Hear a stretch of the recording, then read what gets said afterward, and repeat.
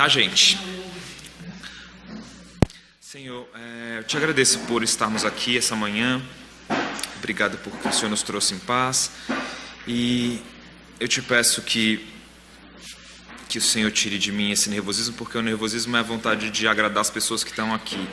É a vontade de falar bonito, Senhor Deus. E eu não quero agradar as pessoas e nem falar bonito. Eu quero que o Senhor fale. Eu quero que o Senhor fale comigo, com cada um que está aqui. E que o Teu Espírito nos toque nessa manhã. Em nome de Jesus, amém. Amém. Bom dia. Eu uso óculos, não é estilo, não é charme. Então, hoje é a parte 2 da história da solidão. Tá, primeiro eu queria começar falando um pouquinho de um contexto pessoal. Quando a gente fez a reunião da liderança e a Tati compartilhou que estava precisando de ajuda, precisando de alguém que tocasse a escola bíblica, eu não falei nada, né? Eu fiquei na minha, e aí na segunda insistência e provocação eu falei, se não aparecer ninguém, né, já que está precisando, eu posso ajudar. E eu acho que isso foi, para mim também teve um outro ponto, né, além da necessidade, que eu acho que foi uma resposta de uma oração que eu venho fazendo junto com a Raquel há muito tempo, que é que Deus nos dê oportunidade ou espaço para aprender mais dele, para se dedicar mais à leitura da Bíblia, para se dedicar mais à reflexão, ao estudo.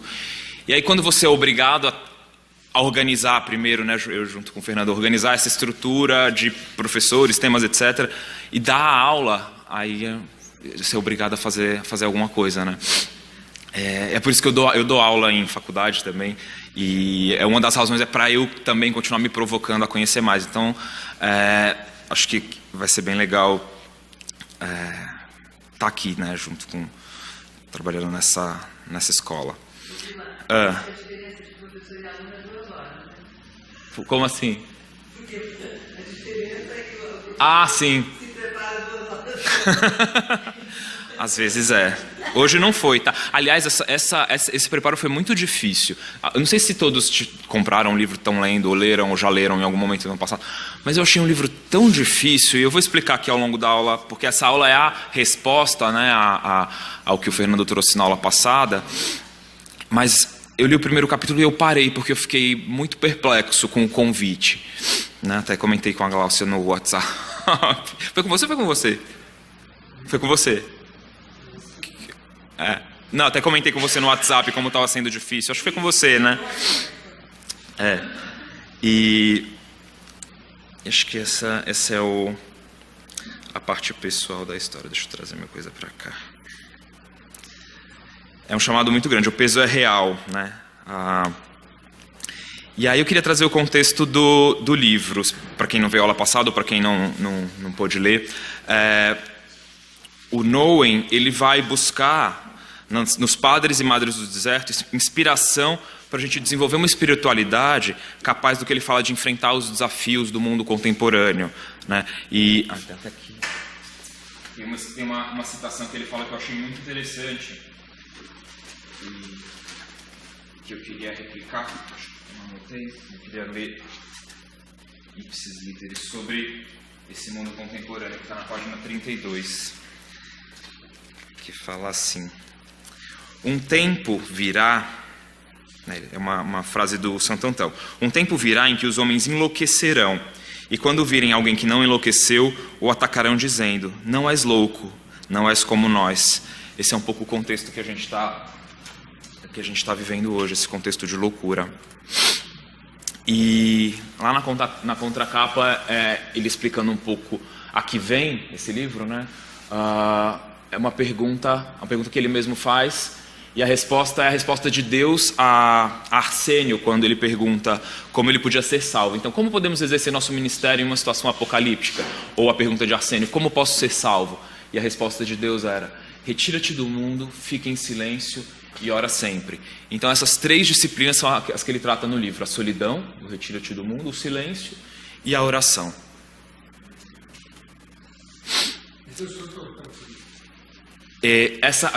Isso aqui foi a resposta de Deus a uma oração de Arsênio, que é um outro pai do deserto. E ele cita isso. Então vamos lá. Ele fala sobre esse primeiro passo, né? Retira-te do mundo, trazendo esse exemplo dos padres do deserto, e em especial de Santo Antão, que viveu isolado no deserto por 20 anos, para depois retornar para a sociedade, enfim, retornar para o convívio das pessoas, para exercer o seu ministério. Então esse tempo no deserto foi um tempo de preparo para que ele pudesse exercer esse ministério. Só estou dando um contexto geral para depois a gente refletir sobre, né, as dificuldades principais. E por que ele convida a gente a se retirar do mundo, né? O mundo é um mundo caído, um mundo que jaz no maligno, como diz lá em João 1, versículo 10, estava no mundo e o mundo foi feito por ele. E o mundo não o conheceu. Então a gente vive num contexto de um mundo que não conhece a Deus, um mundo caído. Então retirar-se e aprofundar-se nessa solidão, né, ele chama de solidão, é a palavra que ele usa, mas tem a ver com retiro, né, é sair desse mundo caído. Ou é pelo menos, eu acho que, enfim, tem até quando Jesus ora pedindo para que não os retire do mundo, mas os livre do mal. Então, em vez de dizer a gente vai sair do mundo, é um pouco mais a ver com tirar o mundo de dentro de nós, né? Tirar esse mundo caído, essa queda de dentro de nós. Ele fala desse mundo que embarcou numa viagem suicida. E essa evasão para o deserto era uma tentativa de escapar de uma coisa que ele chamou de tentadora conformidade com o mundo. Então, o convite para o retiro é o convite para retirar o mundo de dentro de nós e essa tentadora conformidade com o mundo. Esse é o chamado do deserto, é o chamado de retirar-se. Não vos amoldeis ao sistema desse mundo, ou não vos conformeis com esse século, mas sede transformados pela renovação das vossas mentes, para que experimenteis qual seja a boa, agradável e perfeita vontade de Deus. E aí, partindo desse primeiro convite, do convite a retirar-se do mundo, eu venho falar um pouquinho da primeira barreira, que foi talvez a maior barreira que eu enfrentei ao refletir sobre esse tema e o que me parou até na leitura. Eu comentei no comecinho que eu estava achando bem difícil e duro enfrentar isso, né?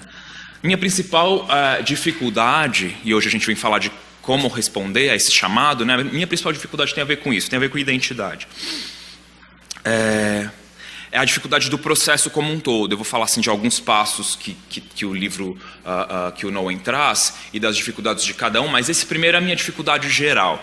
Porque se o chamado é para retirar o mundo de dentro de nós, isso significa muito mais do que se afastar do mundo, significa mudar quem a gente é, né? Essas criaturas que vocês estão vendo aqui têm 34 anos de experiência em se moldar ao mundo, né?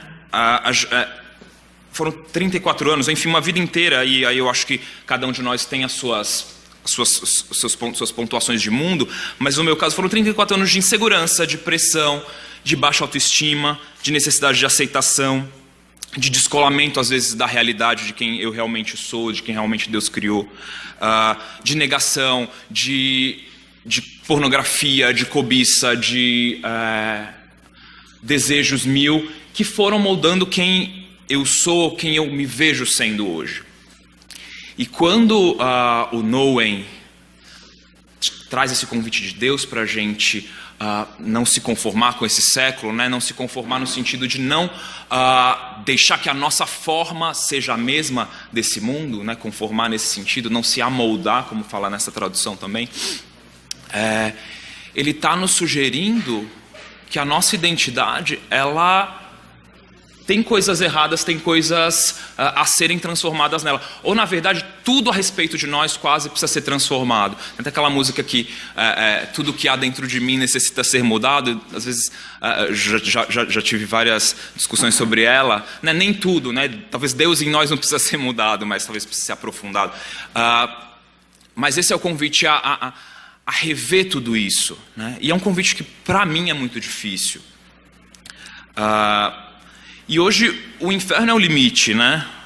cada vez mais a gente tem opções para a gente se aprofundar nessa busca falsa por uma identidade própria, que na verdade leva a gente para cada vez mais longe de quem Deus criou de fato, né? A gente pode falar de uma identidade hoje em dia moldada por diversas coisas. O que molda a gente, né? O Lucas na pregação do domingo passado, acho que a primeira pergunta que ele fez e pediu para a gente refletir é: quem sou eu, né? Quem é você diante de Deus? Ou quem é você, né? Estamos sempre diante de Deus. Quem é você? E os nossos parâmetros podem ser diversos, né? A gente pode falar de uma identidade moldada pelo sucesso. Eu me identifico um pouco com isso, né? Eu sou o que eu construí, eu sou o que eu conquistei, eu sou as pessoas que eu conquistei para mim ao meu redor, eu sou os bens que eu tenho, eu sou o prestígio que eu angariei no mundo. Isso me define. É difícil abrir mão disso, né? A gente pode ser nossa identidade pode ser moldada pelo dinheiro. Eu sou a segurança daquilo que eu tenho, ou aquilo que o meu dinheiro me permite mostrar para as pessoas que eu tenho, que eu conquistei.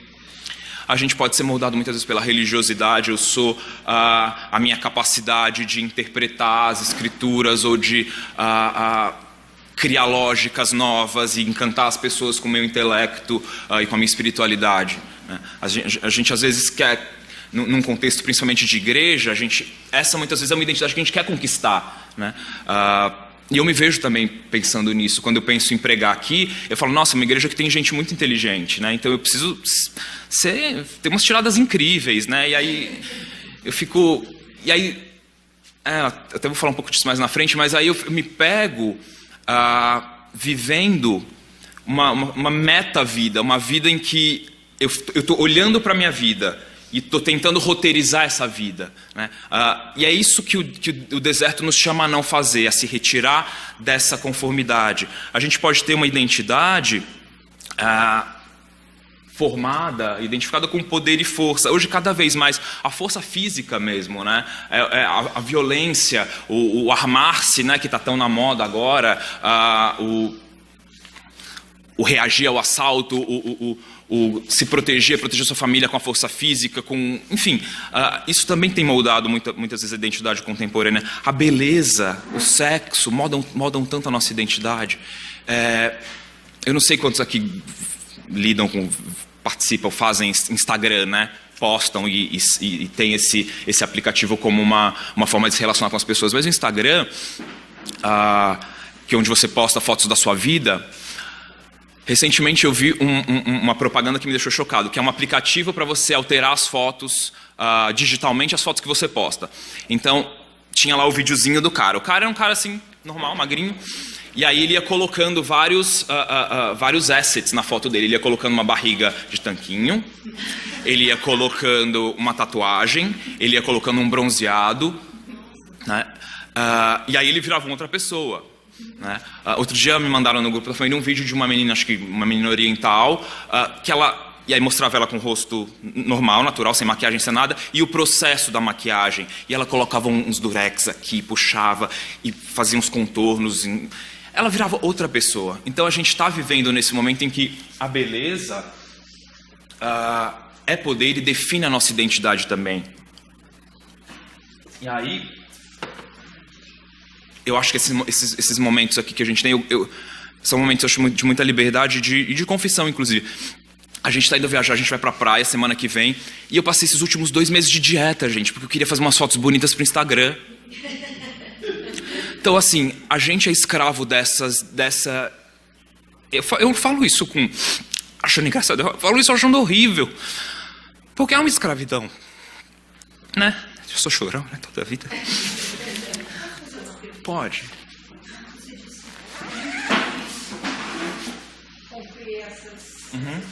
Mas é possível? Vamos ver.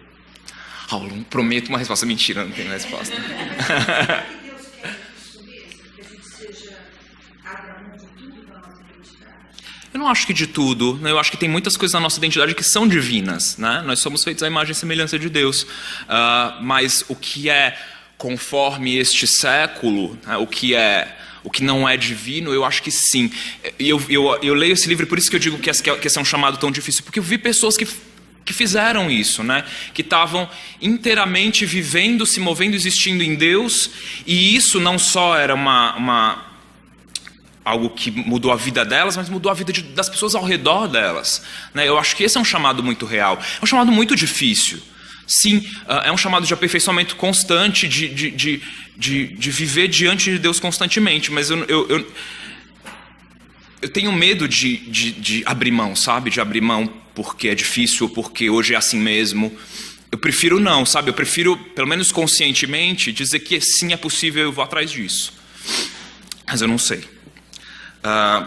O Thomas Merton, ele fala de um eu compulsivo, né?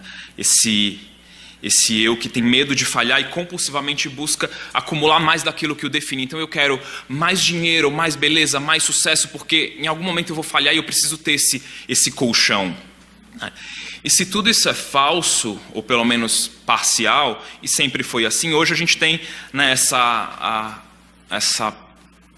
plataformas, as redes sociais, para deixar a coisa ainda pior, para deixar a coisa sedimentada, para deixar a coisa pública e cada vez mais difícil de sair. Porque se eu tenho uma identidade, se eu me defino por algumas coisas, é uma coisa. Mas se eu me defino e publico, né, e as pessoas passam a me identificar com essas coisas, mais difícil é ainda, né? A gente se aprofunda nessa história. E aí esse mundo de exibicionistas e voyeurs, eles mergulham cada vez mais nesses valores do mundo. Falso hoje é a regra, né? Toda uma geração está construindo, a minha geração e a geração que vem depois de mim está construindo a sua realidade nesses alicerces de falsidade, de engano, de ilusão, né? Isso é muito sério. Ontem eu estava na padaria, estava na fila e tinha uma mãe com uma bebezinha fazendo umas fotos assim, e posava, e fazia bocas com a bebezinha no colo, e eu ficava um pouco chocado e um pouco me identificando, né? E chocado com a identificação, né? Que bizarro, mas podia ser eu. Nossa, que bizarro que podia ser eu, né?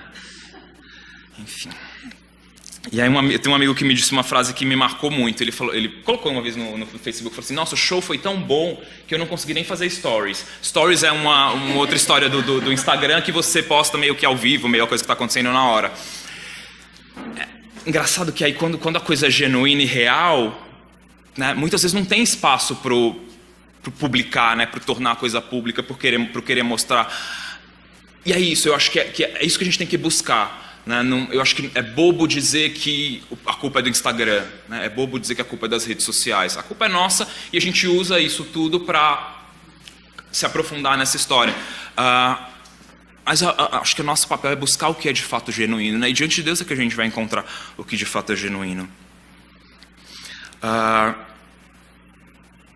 Então a minha primeira resposta franca para esse chamado é que é difícil imaginar a vida de uma forma diferente. Como eu vou conseguir percorrer esse caminho de volta para quem eu sou de verdade?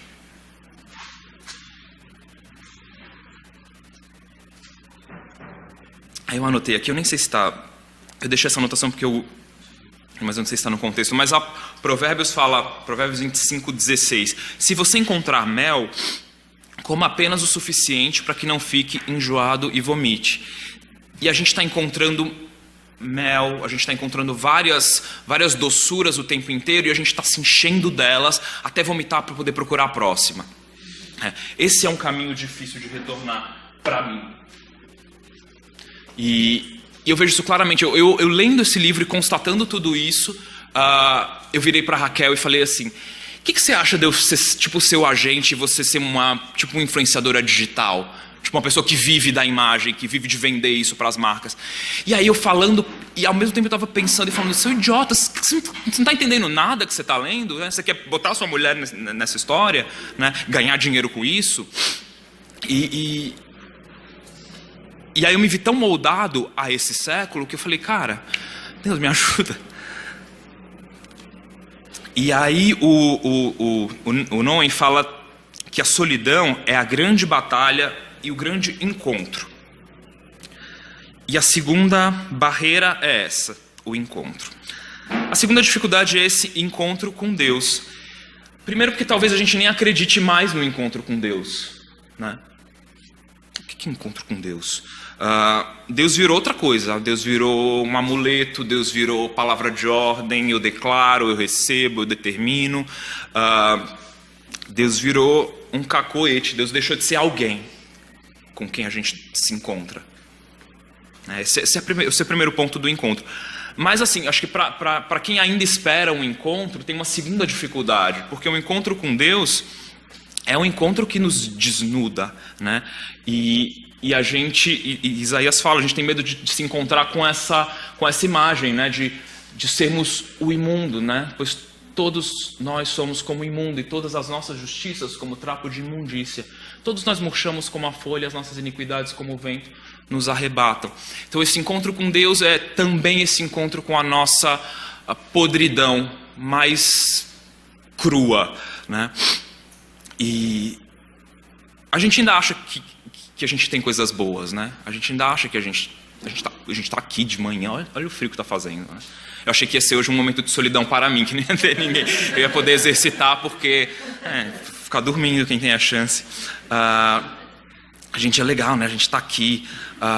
Ninguém quer se encontrar com o pior de si. E a experiência do Santo Antão, principalmente dos primeiros anos dele no deserto, era desse encontro com seus demônios, né? Desse encontro, e o quadro que o Fernando trouxe na aula passada mostrava essa horripilância, né? Dos demônios que o atacavam. E a gente vai se encontrar nesse momento diante de Deus com o pior de nós também. E hoje, se eu estou aqui, provavelmente não é porque eu sou bonzinho, legal e espiritual e crentão, é porque eu talvez queria estar com vocês, queria a aceitação de vocês, o carinho de vocês, ou pelo menos estar aqui com gente, né? E a gente não quer encontrar esse espelho tão real, né? Esse espelho tão que nos desnuda tanto. Então esse seria o segundo ponto. Essa seria a segunda dificuldade. Eu não quero estar nu. E aí o Noem começa a falar um pouco. Ele fala muito pouco de como praticar, né? Isso, mais um dos pontos que ele traz foi uma conversa que ele teve com a Madre Teresa de Calcutá, onde ele pergunta como ele pode exercer o ministério dele de uma forma melhor, e ela fala: passe 1 hora por dia em adoração ao seu Senhor e não faça nada que você sabe que é errado. E aí vem a terceira barreira, né, que é o tempo. E sinceramente, Deus, eu estou muito ocupado. Eu estou muito ocupado com as minhas próprias compulsões. Eu estou muito ocupado em reafirmar a identidade que eu criei para mim, ou que eu deixei as pessoas criarem para mim. E eu, pessoalmente, quantas vezes eu já me peguei dando tempo precioso, que era da minha mulher, que era dos meus filhos, que era de Deus, para essas coisas, né? Para encontrar a foto perfeita e o filtro perfeito e o ângulo perfeito para ficar com a timeline linda, e olhando para ver quantas pessoas tinham curtido e comentado e quantos seguidores eu tinha ganhado, né? Eu acho que isso na vida de cada um ganha nuances diferentes. Talvez não seja o Instagram, mas talvez seja o elogio, o aumento, as pessoas te ligarem. Enfim, cada um aqui tem a sua métrica de sucesso, a sua métrica de aprovação, né? E essa é uma das minhas só. Eu tenho diversas outras. Então a terceira barreira é essa. Onde eu vou encontrar tempo, Deus, para passar 1 hora por dia em adoração, né? E onde eu vou encontrar força para fazer o que eu sei, para não fazer o que eu sei que é errado. E aí eu volto para o tema da solidão como a grande batalha e o grande encontro, porque além do encontro com Deus, no deserto, na solidão, no retiro, a gente volta para um reencontro com o mundo. A gente volta. A ideia não é que a gente viva no deserto. A ideia é que a gente vá, se retire e a gente volte reformado, a gente volte reformulado, reformatado sem a forma desse mundo. E a gente volte para esse mundo para salvá-lo, né? Para ser ministro de Deus, para sermos ministros de Deus dentro desse mundo. E é um retorno que desprovido de juízo, tanto do juízo do mundo sobre nós, que tem a ver com a nossa imagem e a nossa identidade, quanto desprovido do nosso juízo sobre o mundo. Porque o Noen conta da experiência, não só do Santo Antão, mas de outros padres e madres do deserto, desse encontro com a sua própria podridão, desse encontro com Deus como sendo algo tão revelador de quem nós somos, que tira de nós qualquer possibilidade de julgamento sobre o outro. Né? E foi engraçado porque aconteceu uma coisa essas 2 últimas semanas. Eu contei no domingo passado que eu fui demitido, né? E o meu assistente veio me falar que uma pessoa tinha falado mal de mim numa reunião, e eu fiquei meio de mal com essa pessoa, né? Fiquei tipo, não queria olhar para a cara dela, não queria falar com ela, não queria trocar ideia. E aí no meu penúltimo dia, nessa quinta-feira, eu estava estacionando o carro e falando, cara, não faz sentido, né? Eu ficar de mal de alguém. Aí eu orei assim, falei assim, Deus, me ensina como chegar para essa pessoa e fazer as pazes, né? Ou se é para eu fazer isso mesmo. E aí na hora veio, né? No que depender de vocês, tenham paz com todos os homens. Eu falei, é isso. E aí eu só fui falar com ela, falei, queria te dizer tchau, te agradecer por tudo que foi legal aqui, né? E aí foi legal, enfim, a gente realmente, eu sei que ela falou mal de mim mesmo, mas perdoei. Por quê? Porque eu também me dei conta que se eu tivesse talvez a oportunidade certa e a recompensa certa para isso, eu falaria mal dela também. E eu falei isso pro meu assistente, eu falei, cara, eu vi que, né, até tentando meio dar um testemunho assim, eu vi que o que ela fez a gente pode fazer também. Ele falou assim, imagina, não, você nunca... tem gente que é do bem, tem gente que é do mal, e tipo, isso é coisa de gente do mal. E eu fiquei, gente, as pessoas não entendem como a gente é do mal, né? A gente é muito do mal. E eu fiquei refletindo, não respondi para ele. Falei, tá bom, é isso mesmo. Eu falei, mas eu seria capaz de talvez coisa pior, né? Não sei, eu desejei mal para ela quando eu soube disso, né? É pior talvez do que falar mal, né? Porque ela falou mal talvez com um objetivo X de alguma coisa que ela podia ganhar pontos para ela mesma, mas eu desejei o mal dela. Eu falei, quero que se... Então quando a gente vê, né, quando a gente se depara com a nossa própria mesquinhez, com o nosso pecado, com os nossos demônios, a gente passa a ser menos juiz dos outros. E a gente não deixa que o mundo seja o nosso juiz também. Então tem esse retorno desprovido de juízo, que é um retorno cheio de misericórdia e empatia de quem se enxerga imundo e é incapaz de atirar a primeira pedra. E ele também conta uma outra história no livro. Eu não sei se foi o Santo Antão, se foi o Arsênio, enfim. Um desses padres, ele foi chamado para julgar alguém que tinha feito alguma coisa errada ali na comunidade. E ele falou que não ia. E aí foram buscá-lo e ele foi. Aí ele pegou um jarro quebrado, encheu de água e foi andando com esse jarro enquanto a água escorria, né? E aí na hora do juízo, do julgamento, eles perguntaram, o que você tem a dizer? Ele falou assim, olha, os meus pecados estão atrás de mim e eu nem consigo mais vê-los, né? O que eu vou falar para essa pessoa? E aí também ninguém foi capaz de dizer nada. Foi como Jesus falou, né? Quem não tem pecado que atire a primeira pedra. E aí a gente consegue acolher as pessoas. A gente consegue se colocar no mesmo nível de pecado e acolher o mundo.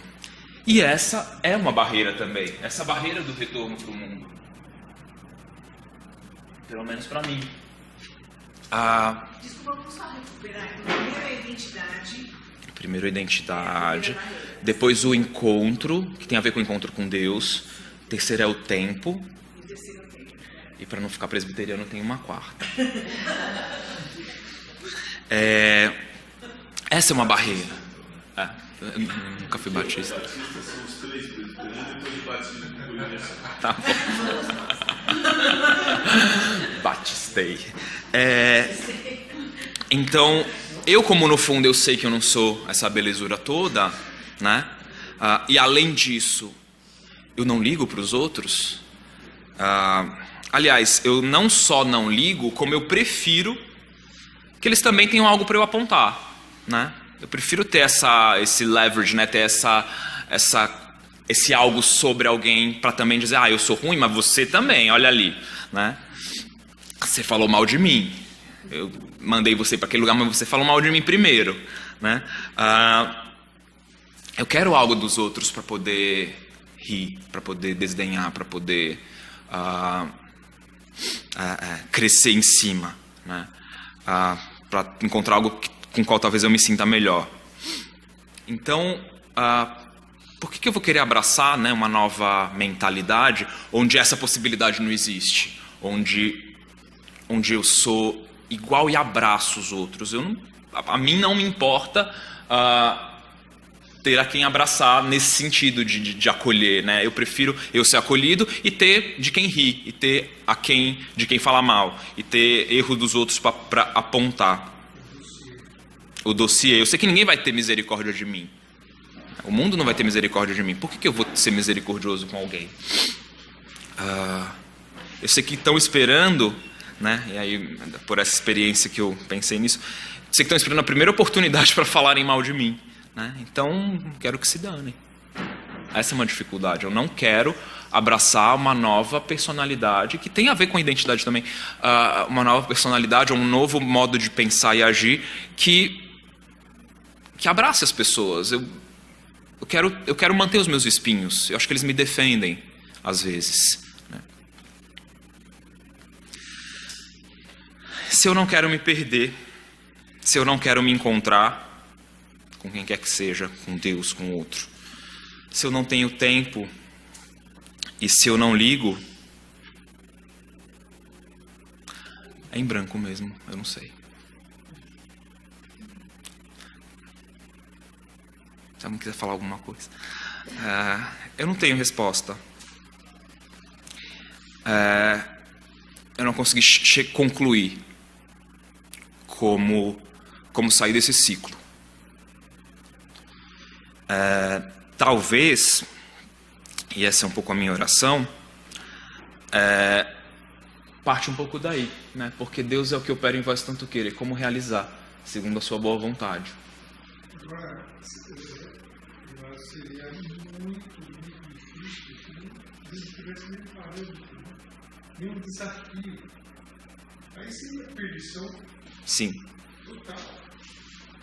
A gente não vai alcançar, mas isso não muda a nossa luta, o desejo de, apesar de estar tudo contrário, mas ainda bem que tem ainda a esperança, o desejo. E só pode ser desejo de alguma coisa que existe, um ideal que existe. Pode ser o ideal de você ter fantasias, que é mal, né? Ou o ideal mesmo de coisas boas, que a gente não consegue, mas que está lá.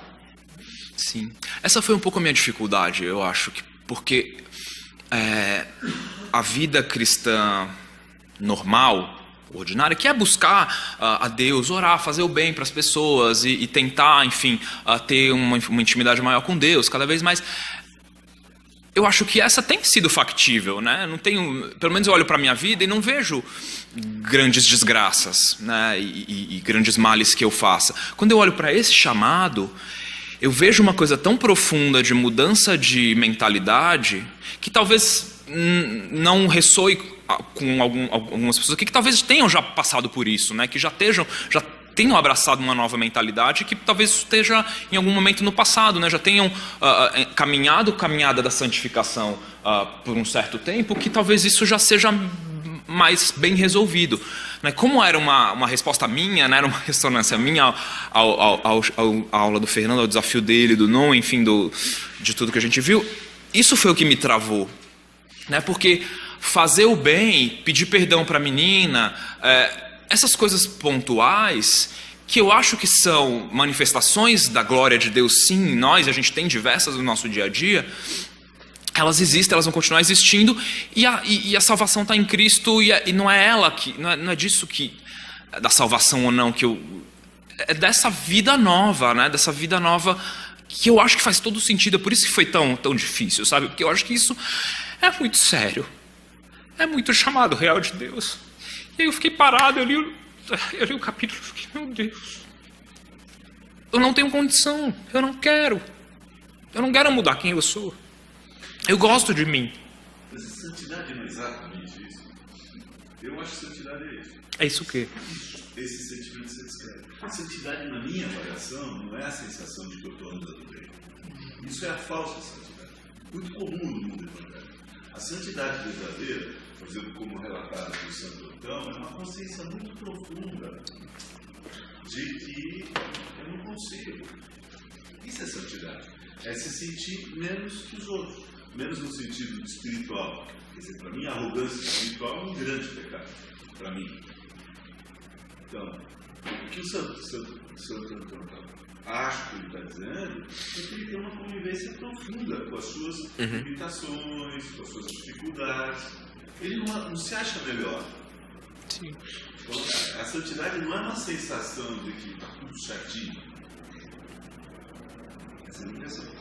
Agora, também eu tenho a impressão, veja o que você acha, né? Que a proposta desses caras, e que é muito contemporânea, apesar desses caras estão lá no século III, é você ter algum afastamento da velocidade do cotidiano. Isso eu acho impressionante, que os mestres do deserto, do século III e IV, pudessem propor um certo afastamento dessa coisa do cotidiano. Porque o que você está falando, se eu entendi o que você está dizendo, tem muito tecnologia da informação, tem muita comunicação, e tem uma espetacularização da vida, não é Sim. isso? E o retiro, a saída, não dá onde se pensa. É uma estratégia interessante. E hoje... Modesta, eu acho que é modesta. A gente pega Santo Antão, que foi para o deserto mesmo e tal, ficou lá não sei quanto tempo. Agora, pode ser que você retirou uma tarde, ou retirou um dia. O meu medo dessa abordagem específica, e até o Noem fala sobre isso, e o Fernando também lembrou disso na aula passada, é da gente confundir a solidão com esse momento de recarregar as baterias, né? Esse momento de, então eu vou para Lapinha, vou passar uma semana lá e vou meditar e vou não ter celular. Eu acho que isso é super importante, né? Acho que é para a gente desacelerar, sim, até para nossa qualidade de vida. Para gente, esses momentos são importantes. E eu não trouxe essa abordagem porque, como eu achei isso tudo tão profundo, tão difícil, eu não queria nem confundir com o retiro, né? Vou então me fazer uma desintoxicação. É uma desintoxicação, sim, mas é uma desintoxicação, não sei, de nós mesmos, né? Então, mais do que E hoje, assim, a gente... não sei se vocês receberam aquela artezinha da casinha no meio do lago, né? Aquilo é um hotel na Austrália. E foi uma pesquisa que eu fiz já há muito tempo, eu trabalho com pesquisa de tendências, sobre isso, né? Sobre essa deslocalização, essa fuga. Hoje a gente vê cada vez mais gente que era de agência, que era de banco, vendendo tudo, indo para o interior, criar bicho, fazer queijo, vir vender, tentando retornar. O mundo está tentando retornar, está tentando achar o próximo mel, né? O próximo mel que satisfaça um pouco, e comendo até o fim, até vomitar e não encontrando satisfação. Então, quando eu penso nesse chamado, eu penso assim, e muito além, nessa busca diante de Deus de se reencontrar mesmo. Essa oração, e aí a minha oração é essa, tem a ver com isso, é querer, né? Eu não quero só me retirar daqui para ter um momento de paz, para não ter as crianças gritando, para não ter o WhatsApp piando, para não ter o e-mail entrando. Eu quero me retirar quase do mundo mesmo, né? E dessa forma, desse molde que o mundo me deu, né? Talvez para muitas pessoas aqui isso já esteja um pouco mais bem resolvido, como eu falei, né? Mas para mim é esse retiro. Eu não sei onde eu vou começar. Talvez eu vou começar aqui, né? Orando, Deus, me faz querer isso, né? Me faz querer percorrer esse caminho de volta para onde a coisa se perdeu, né? Que é a queda, na verdade, né? A gente já nasceu com a coisa perdida.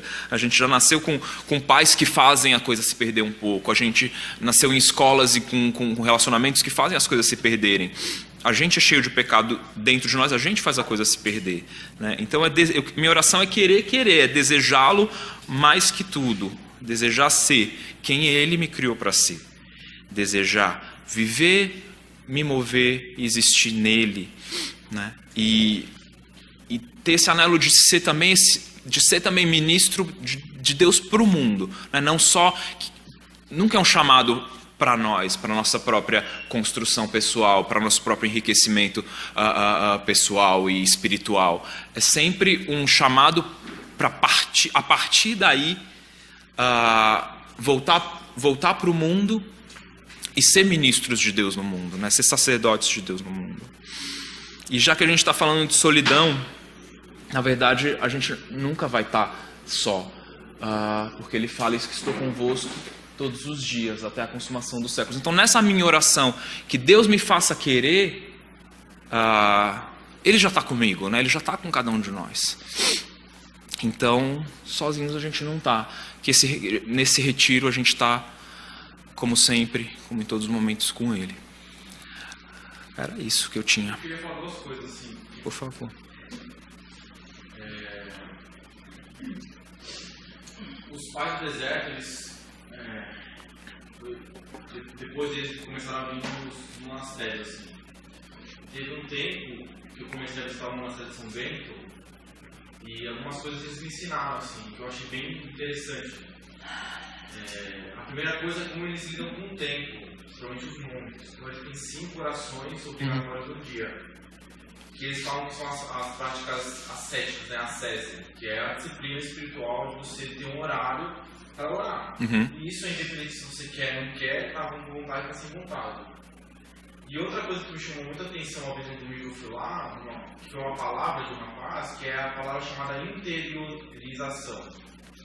Que é você interiorizar as coisas. Que o cristianismo ele tem um chamado, ele nos chama a interiorizar as coisas. Eu acho que essa prática de reclusão, que é a prática onde eu reflito, né, para dentro de mim. Que é a luz do Evangelho, é essa luz que ela entra em mim e eu reflito a partir de mim. O que está acontecendo dentro de mim? O que a luz do Evangelho me chama a olhar para dentro de mim? E que eu acho que essa interiorização e essas práticas ascéticas, eu tenho visto que a igreja evangélica ela parece que se perdeu um pouco. Porque a gente está ocupado demais com as coisas de fora, né? do trabalho, do tempo de comer, do tempo de se vestir, do tempo de comprar, do fazer, né? Acho que é muito o fazer. E aí o cristianismo nos chama para uma prática de solitude, de solidão, de interiorização. E isso para mim é uma disciplina. Tipo, eu preciso me disciplinar, ter um horário no dia, e é uma coisa que eu faço.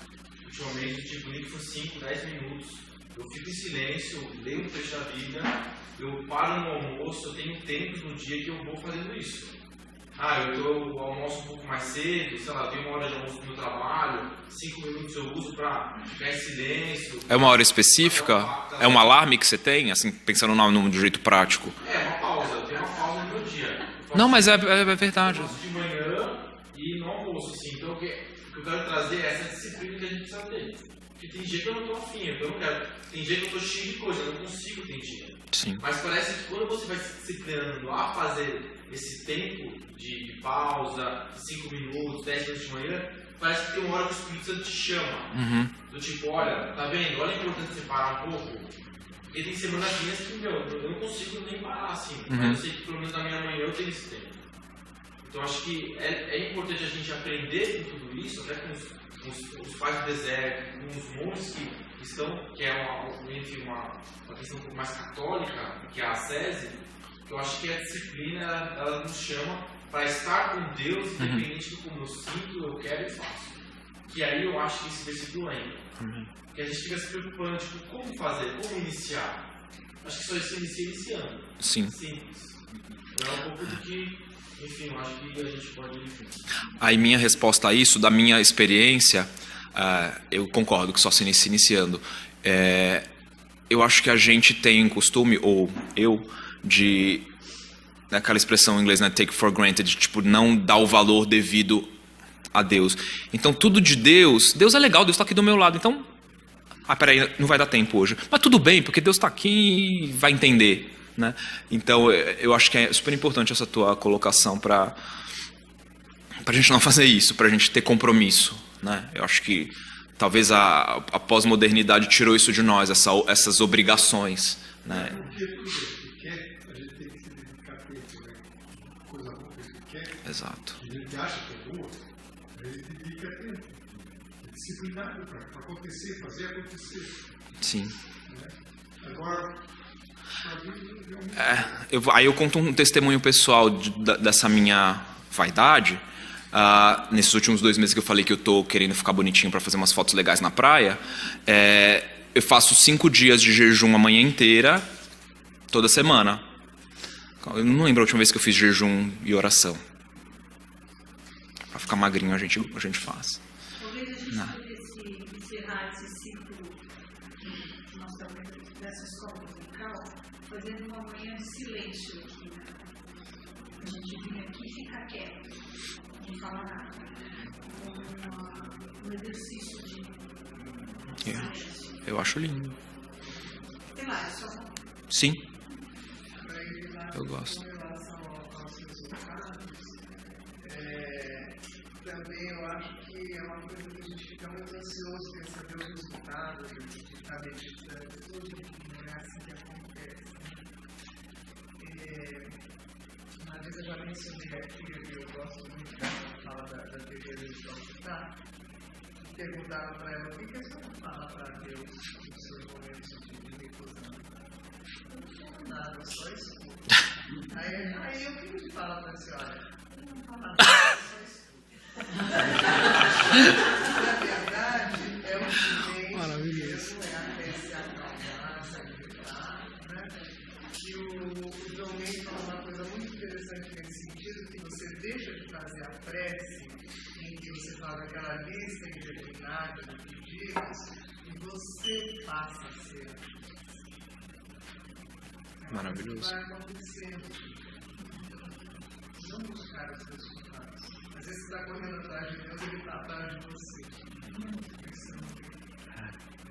É a historinha, né, do Jesus me salva, né, da aula passada. E você não tinha me visto aqui ainda, né, mas eu estava aqui o tempo todo. Eu queria colocar um ponto sobre o início da aula, que você trouxe todos os parâmetros contemporâneos a partir de uma ideia de sucesso, mas que a gente também tem o discurso do outro lado, que é então eu sou pobre, então eu sou assim, então eu sou assado, então eu sou bonitinho. Então a gente também vive essa identificação muito forte também em relação a esse parâmetro do outro lado. Agora, Quando a gente não consegue se identificar com esses parâmetros de sucesso, a gente vira vítima. Então isso A também culpa é de alguém. Se identificar e se colocar Sim, e criar um verdade. discurso em cima disso. Então esse é um ponto. Boa. E eu acho que o que é importante dizer você assim, quando você fala assim, não consigo, não posso, na verdade, para mim, foi o lugar favorável, onde Deus disse assim, então, minha mãe, porque não é você mesmo, é aquele versículo que você colocou. Eu coloquei, eu vou operar o que eu assim. Só que eu me lambuzei tanto, ao ponto do esgotamento, e aí eu falei, bom, eu não consigo, eu não posso. E aí uma coisa que era importante, foi o que ele colocou, é que tinha um parâmetro. Então, se só você tem palavra de vida, então é assim, é um lugar de rendição mesmo. De dizer assim, ok, se meu não me satisfaz, eu também não quero, né, o que você me propõe, mas se só você traz palavra de vida, então, Amém. Então esse foi um lugar favorável, realmente assim. E aí todos os tem que esse vem, porque a impressão que eu tinha é que as disciplinas elas não muito como um tem que, um movimento meu, na verdade foi um movimento de tipo, eu estava num estado de extrema quietude, porque eu não tinha mais o que fazer. Então era um silêncio assim, da ideia da impotência. Não era da ideia não, era da impotência mesmo. Então esse é o lugar favorável, eu não posso. eu não quero. E entrar, às vezes, numa luta com Deus e dizer assim, o Senhor teve que mudar Jacó, e ele brigou muito para resistir naquela identidade que ele tinha. Mas assim, ele estava tão desesperado que ele falava, não, você não vai, enquanto você não mudar. Eu acho que essa coisa do desespero, porque a gente vai com esse mesmo desespero, com esse pote de mel podre que o mundo oferece. Então, essa ideia do mesmo desespero voltado para Deus, para dizer assim, eu quero te pedir. Então, acho que é isso, sabe? Amém. Então, é um lugar favorável. Você está num lugar favorável. Naquele caso. Amém. Essa mudança, né? Como é seu nome? Eliane. Que incrível que você falou. Para mim, eu estou pensando em tudo que está acontecendo aqui, mas isso do lugar da impotência. Isso é muito raro. Muito raro. Mas conseguir ficar no lugar do que eu não posso, isso seria importante para mim. Amém. Eu acho que a nossa tendência, quando a gente está nesse lugar, é a gente buscar outros elementos para anestesiar e voltar A potência. A ilusão da potência. A minha reação ao estado de favorável, esse estado de potência, é buscar coisas que me anestesiam dele. Então, assim, eu não vou ficar pensando em mim, então eu prefiro assistir uma coisa, mexendo, fazendo uma coisa. Não interessa o que é que você vai fazer, mas é essa anestesia do estado desconfortável, né? Que é esse estado. E aí que eu acho que, assim, o momento da impotência, ele não pode ficar, ele não se resume em si próprio. Ou seja, só sentir a impotência não acho que seja suficiente. Então, assim, é necessário alguma ação diante disso, uma ação positiva, uma ação que quebre o ciclo do vou retornar para a anestesia. E aí que eu acho que é o que ele propõe. De você usar esse momento para começar a criar certas rotinas ou certas disciplinas que quebrem esse ciclo vicioso. Então, eu acho que a tendência é, se eu estou desconfortável, eu vou consumir as coisas que me fazem esquecer isso, né, na vida. E a gente tem que, aí sim, eu acho que exige um ato prático de romper com isso. E eu também acho que não tem fórmula para isso. Eu sou bem contra, assim, fórmulas, né? 5 passos. Aquilo, segue isso aqui. Eu acho que isso funciona, assim, mas talvez como primeiro passo nesse sentido de cumprimento, seja importante você seguir alguma regra, assim, mas não usar essa regra como só anestesia, uma outra forma de anestesia. Você usa isso, mas aí de repente você vai encontrando a sua própria forma de relacionamento com Deus, a partir dessa regra. Mas, assim, a minha preocupação não é muito chegar no momento do reconhecimento do desespero, mas é tomar o passo para frutificar esse momento em vez de voltar para esse momento. Tem um momento da impotência que ela é muito frutificante. E quando você está assim, não assim sentindo por baixo, mas está sentindo impotente diante de Deus, porque Deus frutifica. Quando você olha para Ele, que você percebe essa impotência. Não é quando você olha para os homens e fala, puxa vida, eu tenho uma pele, uma maravilha, eu quero ter uma pele igual dela, eu quero falar para minhas irmãs. Ela deve comer muita verdura, eu queria estar com verdura. A gente, esse tipo da coisa, como eu não tenho, eu não sou como. Não é esse tipo de potência, e não é uma coisa que você vai tentar se anestesiar, porque isso é ruim mesmo, você vai acostumar a anestesia. Mas quando é potência diante do Senhor da graça, ela frutifica, de alguma forma que eu não sei dizer qual. Né? É um momento de humilhação, né? Que leva a algum resultado de alguma forma futuro, de momento que também traz a esperança. Ele não puxa para baixo, ele puxa para cima, Sim. É o que puxa você da inatividade, da improdutividade. Eu acho que são 2 momentos assim, de impotência. duas situações bem diferentes. No caso foi a impotência e a ação foi a rendição. Realmente, certeza. Amém. Deu nosso horário, né? Mas alguém... A Carmen... Só compartilhar. Todo dia de manhã a gente sempre lê a Bíblia. Sair, a gente lê junto. E, como diz o versículo, para eu ver como Deus é bom. Porque tem dias que ele responde todas as nossas inquietações. Esses dias atrás eu estava assim, muito chateada, conversando assim, com Deus. Na leitura, deu a resposta dele. Eu não conseguia ler, eu chorava. Eu não conseguia, porque ele estava respondendo a tudo o que eu precisava ouvir. Então, e coisas assim que ele tem feito muitas coisas. Eu vejo muitas coisas que eu esperava, Deus tenha pedido, até que eu desejo que eu não tenha pedido, ele tem suprido. Essa semana a gente estava todo com inquietação, falasse, não nos preocupei, alguma coisa assim. Depois eu cheguei no escritório, menina, a gente conseguiu um dinheirinho extra para nós. Então, eu falei, gente, deu para suprir a necessidade. Então, o negócio é confiar. E ele fala.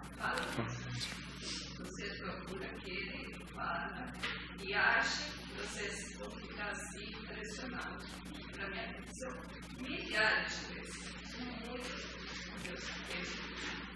Até nas dias de angústia, coisa que ele tem suprido de palavra, que ele vem na hora para você. Amém. Pode. Assim, eu gosto muito de metáforas, né? Você falou em usar com mel, comer mel doce demais, até tem enjoo. Não sei quem assistiu o Globo Repórter essa semana, falaram de um mel que é feito lá em que é o mel. O mel geralmente é feito a partir das flores, né? Mas lá é uma região que não tem muitas flores. Então, as abelhas descobriram a cochonilha, que é um insetozinho, uma cochonilha transparente que dá pendurada em umas árvores, ali elas se alimentam dessa cochonilha e elas dão um mel diferente, escuro, não tão doce, né? E que os brasileiros, por isso, desprezaram. Aí vieram os alemães, amaram e pegaram toda a produção deles e levam para a Alemanha. É toda comprometida com a Alemanha, a produção de Santa Catarina. Então, eu fico pensando que a gente podia escolher outros ingredientes para fabricar o nosso mel. A gente está sempre nos mesmos, quer se lambuzar, quer comer doce demais até morrer de dor de estômago, mas existem outros ingredientes que a gente pode se alimentar deles para produzir um mel mais saudável. Amém. Você quer aproveitar e orar por nós? Posso falar, não? Pode. Pode. Tudo bem. Então eu oro. Senhor, aqui do baixo da nossa impotência, da nossa entrega, da impossibilidade da gente dar um passo qualquer sem o Senhor, a gente te pede socorro, a gente te pede ânimo para dar um primeiro passo, a gente te pede sabedoria, graça para encontrar novos ingredientes para o nosso mel, para te encontrar, para a partir desse encontro a gente ser transformado e encontrar aqueles que o Senhor ama e que o Senhor também quer ver transformados e quer nos usar para essa transformação. Obrigado pelo Espírito Santo presente aqui entre nós, obrigado pelo teu cuidado em nos fazer refletir sobre tantas coisas ricas, Senhor. Em nome de Jesus, amém.